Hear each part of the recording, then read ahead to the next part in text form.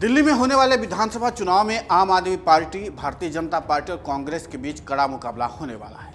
चुनाव एक महीने बाद होने की संभावना है। आप पिछले 2 चुनावों में जीत हासिल कर चुकी है, जबकि बीजेपी अपनी स्थिति सुधारने की कोशिश में है। कांग्रेस, जिसने 2015 और 2020 में आम आदमी पार्टी के हाथों अपनी जमीन गंवा दी थी, दिल्ली की राजनीति में फिर से पैर जमाने की कोशिश कर रही। तीनों पार्टियां चुनाव प्रचार में पूरी ताकत लगा रही हैं और कम वोटों के अंतर वाली सीटों पर विशेष ध्यान दे रही हैं।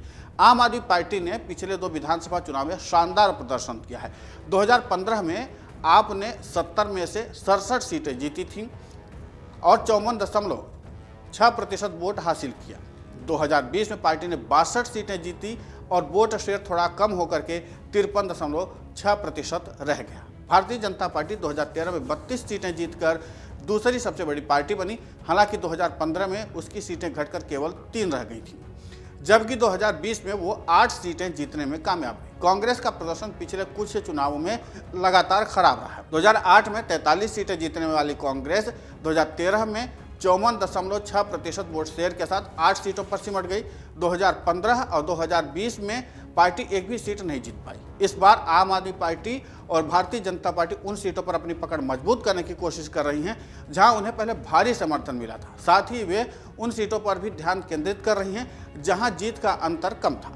पिछले चुनाव में 15 ऐसी सीटें सामने आई थीं जहां जीत का अंतर 10,000 से कम था। 2015 में ऐसी केवल 6 सीटें थीं। 26 सीटों पर जीत का अंतर 10,000 से लेकर 20,000 वोटों के बीच था, जबकि 14 सीटों पर यह अंतर 20,000 से लेकर 30,000 वोटों के बीच था। 15 सीटों पर जीतने वाले उम्मीदवार को अपने निकटतम प्रतिद्वंदी से 30,000 से अधिक वोट मिले। एक वरिष्ठ आम आदमी पार्टी के पदाधिकारी ने कहा कि पिछले चुनाव में जिन सीटों पर जीत का अंतर 10,000 से कम था, वहां किसी भी पार्टी की जीत हो सकती है। इसलिए चुनाव प्रचार और वादों के अलावा बूथ स्तर पर पार्टी कार्यकर्ता की ओर से किया गया काम बहुत महत्वपूर्ण होता है। उन्होंने आगे कहा कि पार्टी नेतृत्व बूथ स्तर पर हमारे कार्यकर्ताओं के साथ लगातार संपर्क में है ताकि हमारे उम्मीदवारों को अधिकतम वोट मिले। आम आदमी पार्टी ने दूसरे राज्यों से अपने सबसे अच्छे चुनाव प्रबंधकों को दिल्ली में कार्यकर्ताओं की मदद के लिए बुलाया है। एक वरिष्ठ बीजेपी पदाधिकारी ने माना कि कई सीटों पर मुकाबला कड़ा होगा, खासकर जीत का अंतर कम था। कांग्रेस के बेहतर प्रदर्शन की उम्मीद के साथ बीजेपी पदाधिकारियों ने कहा कि उनके पास उन सीटों पर भी नतीजे बदलने का अच्छा मौका है जहां आम आदमी पार्टी पिछले चुनाव में बड़े अंतर से जीती थी।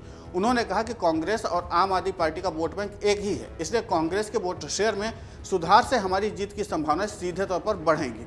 2020 के चुनावों में कांग्रेस ने 66 सीटों पर चुनाव लड़ा था। उसके बाद 3 उम्मीदवारों को 20,000 से अधिक वोट मिले थे, जबकि 5 को 10,000 से 20,000 के बीच वोट मिले थे।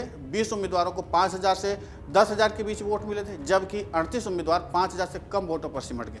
एक कांग्रेस पदाधिकारी ने कहा कि हम न केवल कुछ सीटों पर नतीजों को प्रभावित करेंगे, बल्कि हमारे उम्मीदवार इस बार कई सीटों पर जीतेंगे भी। इस बार दिल्ली में नतीजे चौंकाने वाले होंगे। बीजेपी ने अपने एनडीए सहयोगी यानी जेडीयू और एलजेपी को भी कुछ सीटें देने की योजना बनाई है, ताकि बिहार से जुड़ी सहयोगी पार्टियों की वजह से पूर्वांचली वोटर बीजेपी से जुड़े रहें। बीजेपी न सिर्फ बिहार के उप मुख्यमंत्रियों को दिल्ली चुनाव प्रचार में उतार रही है, बल्कि बिहार और पूर्वी यूपी से अपने कई वरिष्ठ सांसदों और नेताओं को भी मैदान में उतारेगी। अरविंद केजरीवाल को काउंटर करने के लिए भी ये योजना है।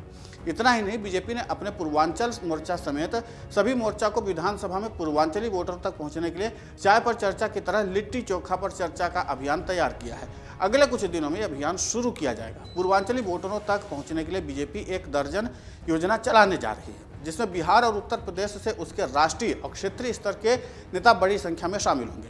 बिहार और उत्तर प्रदेश से 150 से अधिक विधायक, सांसद और मंत्री, 25,000 से अधिक बीजेपी के कार्यकर्ता विभिन्न कार्यक्रमों में, मसलन पूर्वांचली लाभार्थी संपर्क अभियान, पूर्वांचल स्वाभिमान सम्मेलन, पूर्वांचल सांस्कृतिक समिति संपर्क अभियान, पूर्वांचल समाज संवाद, पूर्वांचली मकर संक्रांति महोत्सव अभियान में शामिल होंगे। ये सभी कार्यक्रम बीजेपी के पूर्वांचल वोटरों को जोड़ो अभियान के तहत चलेगा।